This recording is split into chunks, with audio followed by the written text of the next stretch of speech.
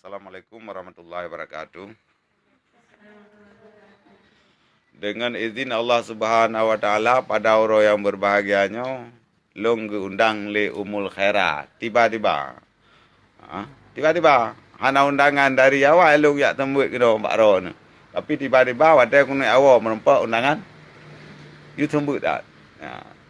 Tabak aku nak awak. Nya hana aku nak awak. Hampak long tembuk. Pakai hampak tembuk long. Ci jawab tak? Long pakai kau merempak ke tembuk le umul khairat long. Ci jawab. Drone berhadapan dengan umul khairah. Nak doa perang. Cikgu, 1, 2, 3, 4. Lanjut cikgu. Lanjut cikgu, you buat malu. Perintahkan long cikgu. Pakan yang you. Pakan.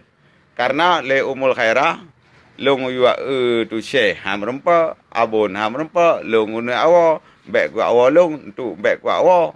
You kena, mang ku awak you long. Long kau awak 5 minit wadai. Nak trip. Ya pres kau ron, ahok saja, untuk kan?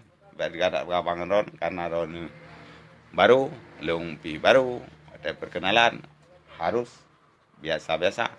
Man ron jauh kelung, tu ron pertahakan kuan, lagi aja itu dilung. Tapi hanapu untuk perkenalan, memang kehendak Allah. Wadah dan ya Allah baru perle ke dia. Wadah nak dia, anak perle, ada kehendak Allah. Apa lagi dia? Betul lagi suami isteri. Dia bentang udip ke? Ame tak kan? Ada kamar ke? Oh, man tak benar lagi leko berji kau kala aku. Ada kamar dia udip.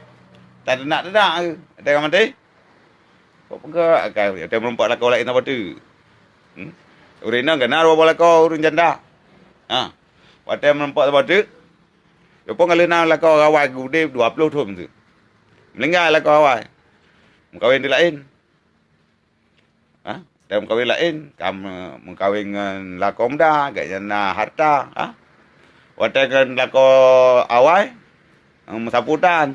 Duduk karena harta ke. Agaknya dua sakit. Biasa-biasa andang. Nyena masalah tu kan. Nak karu-karu rumah tangga. Elok kalau ku alami kan. Dekah akan datang lagi ansit. Lihat alami. Nyan. Nak lebih-lebih kurang. Tapi tetap maafkan. Nyo ilmu yang hana tertulis. Hana tertulis. Hana tabut lah boleh dah. Iji untuk untuk aman lang rumah tangga. Ingat tulis. Bayan apa buat anakku.